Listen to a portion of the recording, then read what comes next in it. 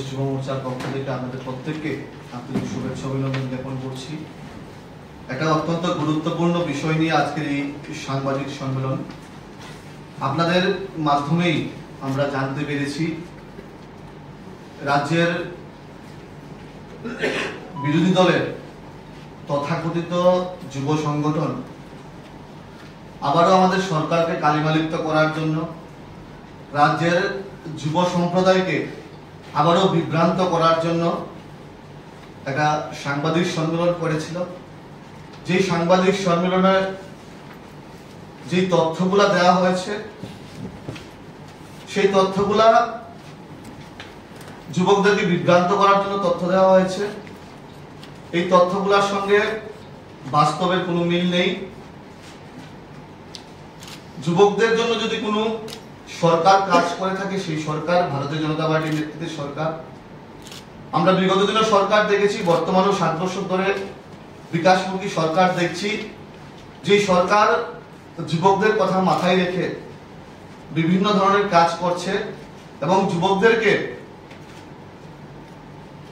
চাকরি দেওয়ার ক্ষেত্রে একটা সদর্থক ভূমিকা আমাদের সরকার পালন করছে। ওনারা বলেছেন আমাদের সরকার নাকি চাকরির বিভিন্ন নিয়োগ প্রক্রিয়া ঝুলিয়ে রেখেছে। এই বিষয়ে আমি আপনাদের কাছে একটা ছোট্ট বিষয়, আপনাদের হাতে একটা নোটিফিকেশন নিশ্চয়ই দেওয়া হয়েছে, আমি একটা বিষয় আপনাদের সামনে তুলে ধরতে চাই। 2003-এর বিধানসভা নির্বাচনকে সামনে রেখে যুবকদেরকে মিছিলে হাঁটানোর জন্য 2002-এ একটা নোটিফিকেশন দেওয়া হয়েছিল চাকরি, কিন্তু মিছিলে হাঁটিয়েছে 2003-এর নির্বাচনের পরে কিন্তু চাকরি দেওয়া হয়। তদ্রূপ 2008-এর নির্বাচনকে সামনে রেখে 2006-এ চাকরির নোটিফিকেশন দিয়েছে, কিন্তু চাকরি দেওয়া হয়নি। তারপরে আবার 2009-এ নোটিফিকেশন দিয়েছে। আমি আপনাদের সামনে 25/8/2010-এর একটা নোটিফিকেশন, যে নোটিফিকেশনের রেফারেন্স নাম্বার NO.F1/SE/NG/2010। এই নোটিফিকেশনে 3 নাম্বার পয়েন্টটা কি বলা হয়েছে? The BSc Pure Science and BSc Bioscience candidates who submitted applications for the post of graduate teacher in the year 2002, 2006 and 2009 need not apply again now for the above post.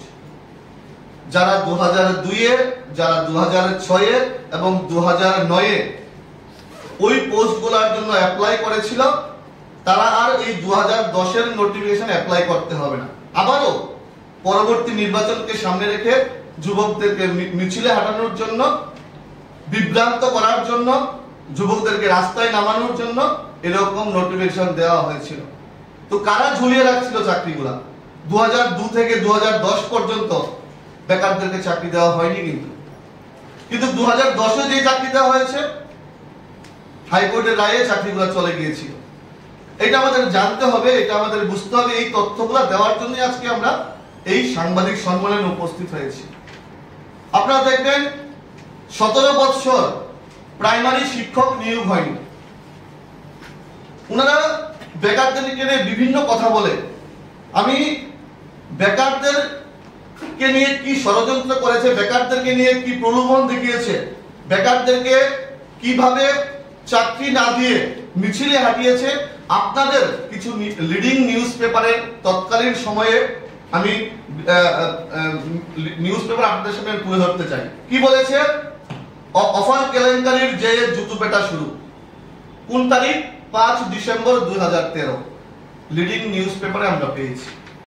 সারা রাজ্য party অফিসে তালা ভাঙচুর, অগ্নিসংযোগ 2 জানুয়ারি 2014। ওনারা বেকারদের জন্য কাজ করেছে, লজ্জা থাকতে হবে। রাজ্যে বেকার 7 লক্ষ, বছরের বয়স হারাচ্ছে 2.5 লক্ষ। সিপিএম এর বাম অপশাসনের চিত্র আপনাদের নিউজ পেপারের মাধ্যমে আমরা জানতে পেরেছি। সেটা তুলে ধরার চেষ্টা করছি। রাজ্যে ছড়িয়ে পড়েছে বেকার বিক্ষোভ, দলীয় দপ্তর ভাঙচুর, তালা আগুন। 2 জানুয়ারি 2014। জব ফর্মে চাকুরির তালিকা তৈরির দায়িত্ব 2 সিপিএম এর নেতার উপর। চাকুরি দায়িত্ব কার উপর দেওয়া হয়েছে? সিপিএম এর নেতার উপর।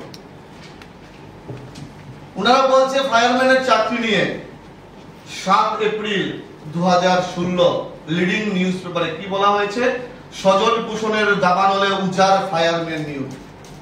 জানতে হবে গোটা রাজ্যবাসীকে, জানতে হবে প্রত্যেকটা যুবককে। আপনাদের মাধ্যমে আবার ফ্ল্যাশব্যাক করতে চাইছি এবং এই বিষয়গুলো গোটা রাজ্যবাসীকে জানানোর চেষ্টা করছি এবং প্রত্যেকটা যুবককে জানানোর চেষ্টা করছি। আমাদের সরকার স্বচ্ছ নিয়োগ নীতির মাধ্যমে রিক্রুটমেন্ট পলিসি মেনে যুবকদেরকে চাকরি দেওয়ার বন্দোবস্ত করছে। আমাদের সরকার মুখ্যমন্ত্রীর নেতৃত্বে যুবকদেরকে চাকরি দেওয়া হচ্ছে, একটাও কেস হচ্ছে না।